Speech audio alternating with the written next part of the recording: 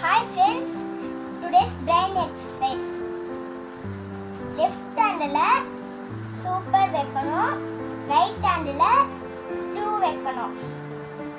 இது அப்படியே இங்க 2 வைக்கணும், இங்க 3 வைக்கணும், இங்க super வைக்கணும்.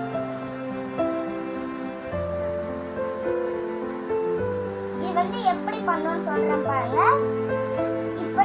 இப்ப சூப்பர் வச்சிட்டு 2 வச்சிருக்கோம்ல, இந்த ரெண்டு விரலையும் க்ளோஸ் பண்ணிட்டு இந்த விரலை திறந்துடலாம். வந்துச்சா? இப்ப இந்த விரலை க்ளோஸ் பண்ணிட்டு இந்த 3 விரலை திறக்கணும். சரியா? இது அப்படியே போக போக அதே வந்துடும்.